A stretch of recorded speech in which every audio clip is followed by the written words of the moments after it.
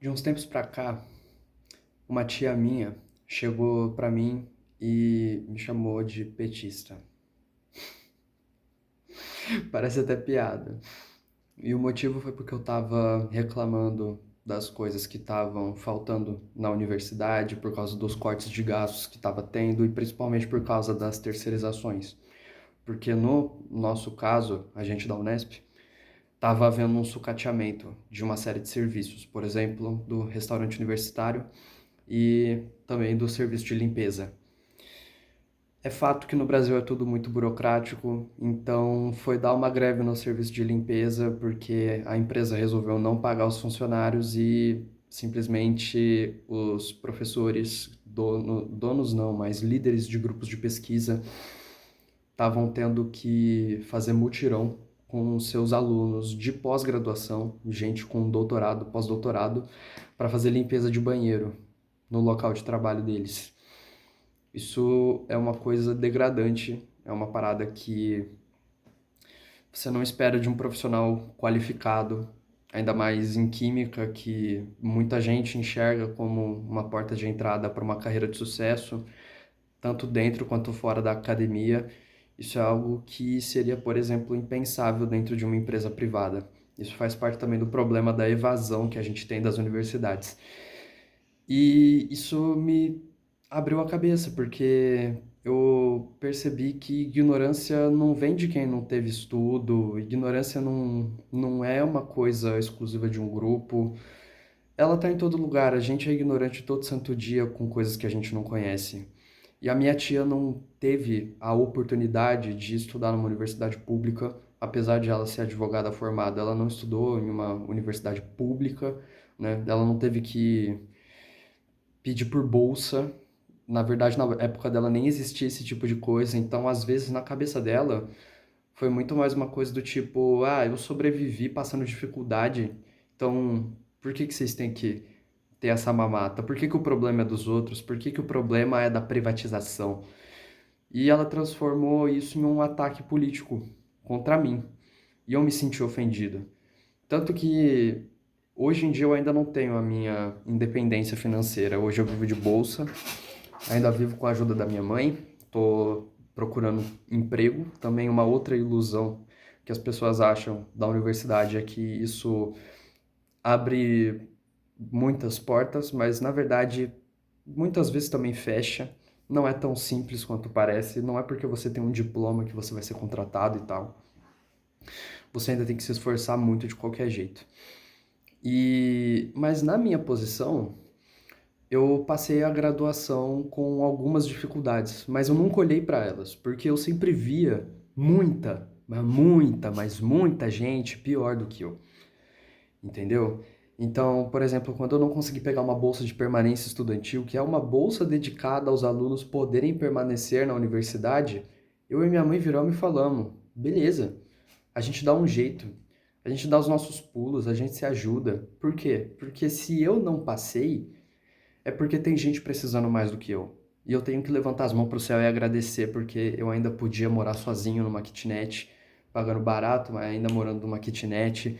Eu tinha o apoio dos meus tios para pagar meu aluguel, eu tinha a ajuda da minha mãe para pagar comida, eu tinha um restaurante universitário que, apesar de se tornar cada vez mais porcaria, e isso eu não estou reclamando dos funcionários, eu estou reclamando da empresa que cuida desse restaurante, porque as tias que cuidam de lá, elas são super atenciosas, elas tentam fazer o melhor trabalho possível, mas, meu, é isso que é o sucateamento, entendeu? É você cortar verba para aumentar lucro e acabar tornando um serviço essencial uma porcaria, entendeu? Mesma coisa que nada.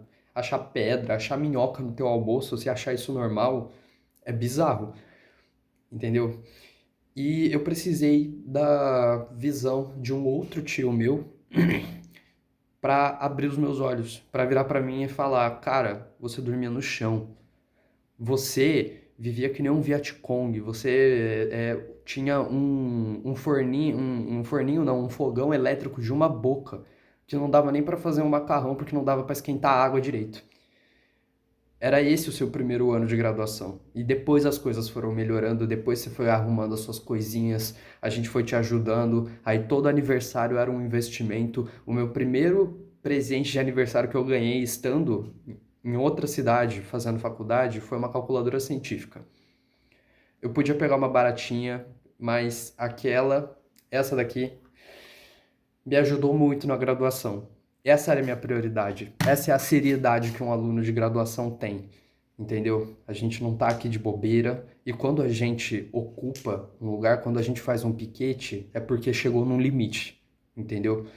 Então, mesmo duplicando vaga de moradia, se eu quisesse e precisasse usar da moradia enquanto na graduação, eu não poderia, porque ela só contempla atualmente 1% dos alunos e isso é muito pouco, cara. E entre outras coisas, de novo, vou voltar no assunto. Tinha gente pior que eu. Então, se tinha gente pior que eu, imagina quem precisava dessa moradia e não pôde ter. Imagina quem precisava da bolsa de permanência por questão de sobrevivência, por questão de poder fazer uma faculdade, poder cursar um ensino superior, nem pela especialização, mas simplesmente por você poder fazer o curso que você quer. Você poder trabalhar com aquilo que vai te dar satisfação, para você não precisar virar peão de obra e ter que sobreviver de pouco numa escala 6 por 1, assim, tipo, fazendo uma jornada de trabalho de 11, 12 horas pegando transporte público, para você não ter que viver desse jeito, para você conseguir tirar sua família da pobreza, tirar sua mãe da pobreza, tirar gente que você gosta, gente que você aprecia da pobreza, seguir por um caminho melhor, seguir por um caminho mais estável, mais confortável. Imagina só você ter isso negado, entendeu?